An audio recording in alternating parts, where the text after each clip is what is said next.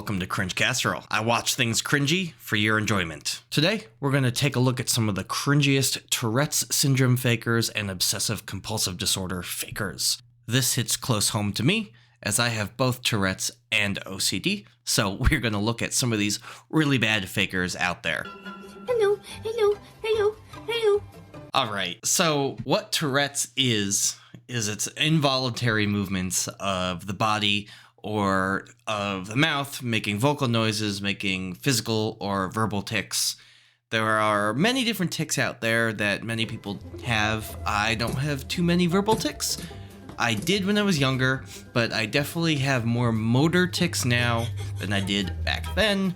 I think it's odd that people set up cameras in front of themselves just to capture them ticking. It makes no sense. Both physical and verbal tics at the same time can happen. You can tell that she's a faker because it's happening a little bit too quickly, and even though it seems sporadic, it's pretty well planned out. Notice how she doesn't do any kind of tics that would be off camera. So, pay attention to that when you're looking for fake tickers.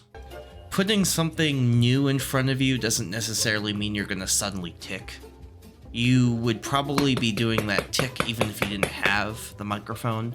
So her just deciding to bite the microphone when it's there, but not when it's not. So that's how you can pretty much tell that she's faking that.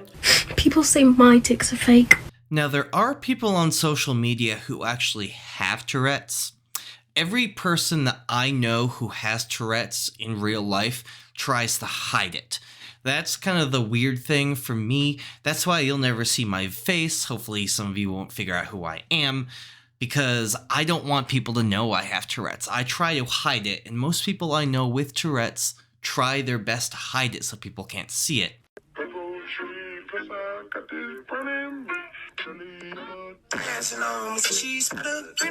Suddenly having a tic attack is not really something that happens.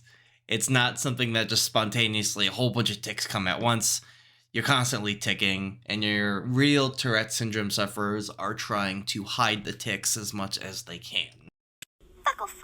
I have severe ADHD. Again, verbal tics are real, but you really are trying to keep them low so that other people don't stop and stare at you. Depression and Tourette's. Now, you do the first layers kind of like your base layer. And we are going to So I happen to have obsessive compulsive disorder myself as well. When I was younger, it was quite crippling. I've been on a couple different medications. Right now I'm on escitalopram, which helps with my anxiety. OCD stems from anxiety. I think of the compulsion as a way to cure anxiety. You have anxiety, you're obsessing about something that's very anxious to you, and you can't really control it, but you can control the compulsions. So you can control how much you wash your hands. You can control how many times your hand touches the doorknob. You can control how your feet leave the bed to jump to the very top of your bunk bed, even though it might take 100 tries before you can fall asleep.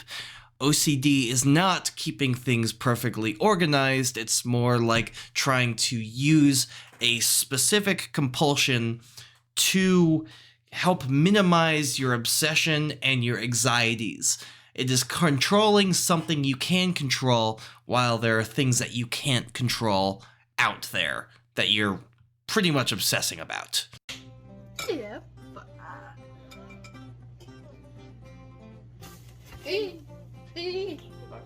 Spaghetti confetti. If this mother has Tourette's that is this bad and she's not faking it, she really needs to go see a neuropsychologist or a neurologist, somebody who can really help her out with this. I'm 99% sure that she's faking. Again, you'll see all of her tics are on camera. There's nothing off camera, which makes it very suspicious. What really sucks is that poor girl is learning this kind of behavior. She's learning that it's okay to fake something for views.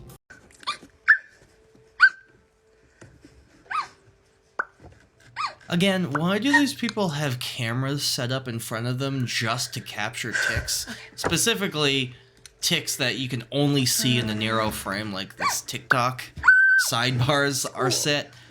I remember when I had some pretty big motor tics and I would have been not on screen. I would have kind of flailed a little bit off of the screen, as well as I wouldn't have filmed myself. Who the heck is filming themselves? Real Tourette's sufferers, again, are trying to hide that from other people. Do you ever refer to yourself as you instead of I? Let me explain. I feel like my intrusive thoughts are like another whole ass person that isn't me. I will say that as somebody who suffers from obsessive compulsive disorder, I have had intrusive thoughts before. They have been the cause of many of my obsessions. The intrusive thoughts have become obsessive, and I've had to use plenty of compulsions to kind of calm them down. Yes, I have intrusive thoughts. I still do, even on my medication and with my CBT and DBT therapy. And to be honest, it does feel like a completely different person that is inside of me trying to make me obsess about things. But I would never refer to myself as you during that. It's always me. It's always I, because I still know it's me, even though sometimes I think it's somebody else in my head. I promise you that I know it's me, and I would never say you to myself. I would always just obsess over something, and it would be me, my fault, my reason, me, my, I.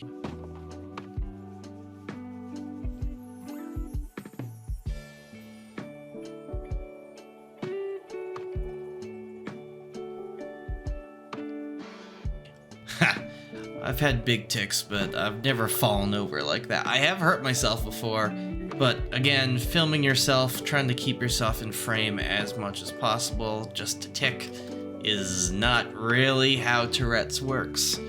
You can't just like film yourself doing it because it's happening all the time. So thank you all for watching Cringe Casserole. I am the Cringe Casserole himself. I do not like people who fake Tourette's or OCD, so I will come back here dunking on these cringy people, and I will be dunking on some other cringy people out there as well, some cooking videos and some other things going on. Thank you all very much for watching. Again, I am the Cringe Casserole, signing out.